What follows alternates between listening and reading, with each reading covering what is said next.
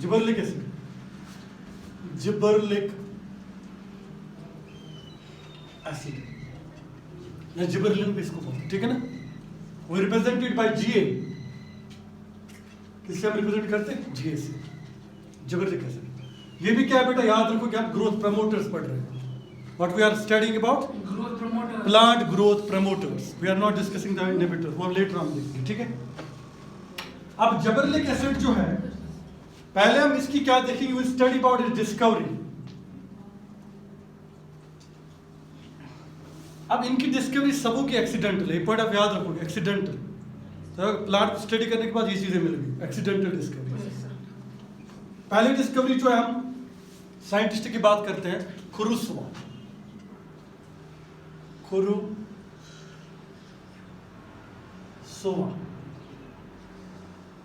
इस साइंटिस्ट का नाम, ठीक है ना। ये साइंटिस्ट क्या कर रहे थे, ये स्टडी कर रहे थे राइस प्लांट के अंदर डिजीज को, दैट इज ए फूली सीडलिंग डिजीज। क्या कर रहे थे, studying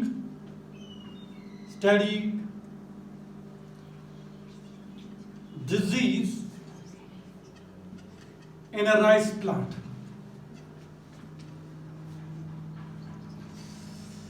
known as foolish seedling disease। और इस डिजीज को क्या बोलते हैं, और एक नाम, बकर, हाँ, बकैनी डिजीज, BAKANE, बकैनी डिजीज, इसको स्टडी कर रहे थे। अब है क्या ये बकैनी डिजीज, पहले मैं इस चीज को क्लियर करूं। बकैनी डिजीज में क्या होता है कि हमारे पास राइस प्लांट की जो हाइट है वो बहुत ज्यादा, लेंथ बहुत ज्यादा है, हाइट बहुत ज्यादा है, लेकिन इसके अंदर सीड्स नहीं है। ये पॉइंट आप याद रखो, सीड्स नहीं बनते थे। क्या नहीं बनते थे, सीड्स नहीं बनते थे। याद रखोगे कि राइस प्लांट के अंदर क्या है, हाइट ज्यादा है, लेकिन उसके अंदर सीड्स नहीं बनते। तो इसलिए इस डिजीज को क्या कर रहा था, स्टडी कर रहा था।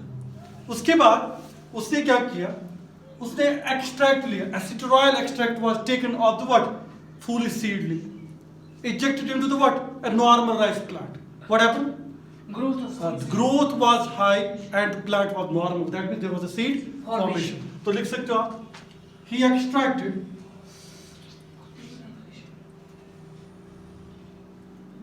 steroid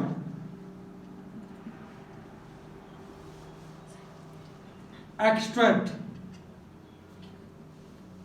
of foolish seedling rice plant and injected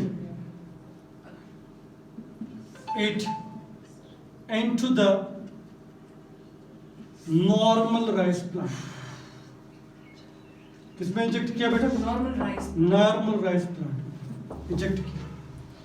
उससे क्या हो गया, उससे क्या हो गया, उससे ये हो गया कि हमारे पास जो नया राइस प्लांट बन गया, जो नॉर्मल राइस प्लांट था, हाइट इंक्रीज्ड, उसके अंदर हाइट इंक्रीज होगी विद नॉर्मल सीड्स, और उसके अंदर सीड्स भी बन गए। इस तरह डिस्कवरी होगी किसकी, तो किसकी, जिबरलिक एसिड।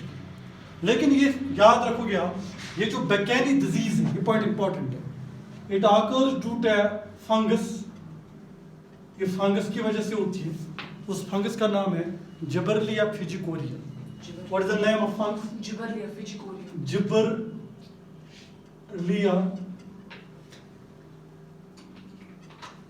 जिबरलिया फ्यूजिकोरिया,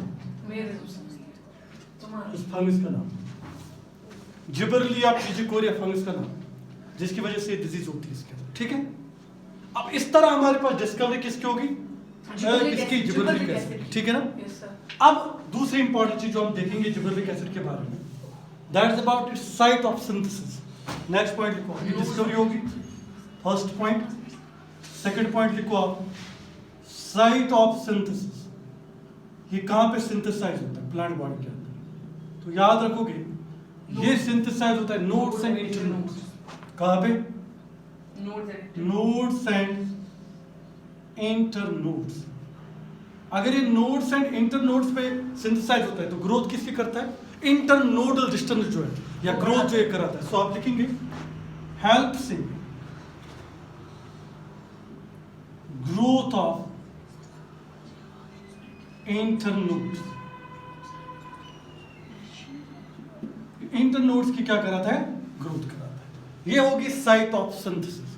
ये कहां पे? प्लांट बॉडी के अंदर क्या होता है? सिंथेसाइज होता है। ठीक है,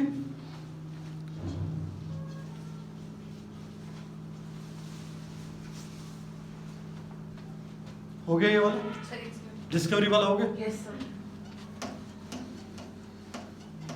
डिस्कवरी साइट ऑफ सिंथेसिस हो गया। अब नेक्स्ट लिखो आप डिराइव्ड कहां से है? ये कहां से डिराइव होता है, मतलब जिबरेलिक एसिड बनता कहां से? Right. प्लांट के अंदर किस प्रिकर्सर से या किस केमिकल सब्सटेंस से बनता है?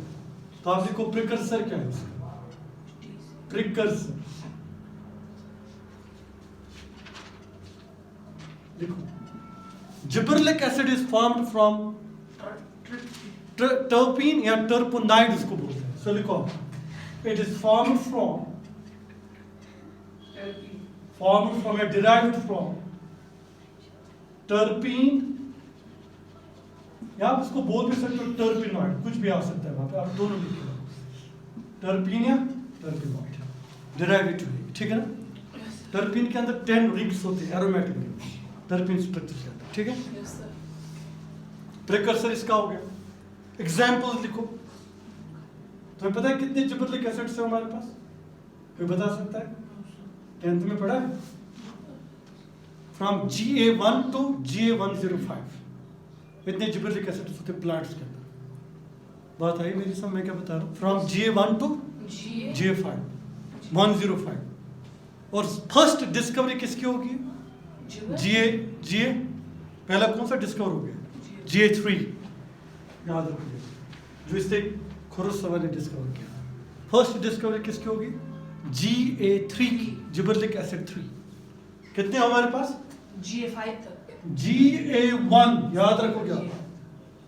सॉरी GA3 टू GA105 ये हमारे पास क्या है? Gibberellic acids.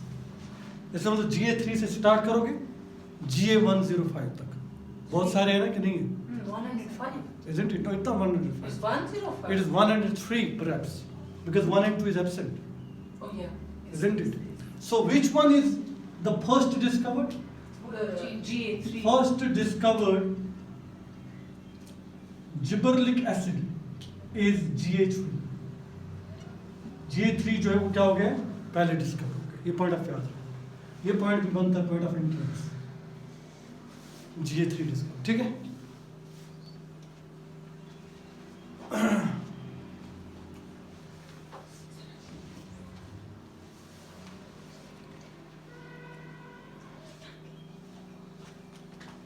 So it's enough for today, isn't it? Yes.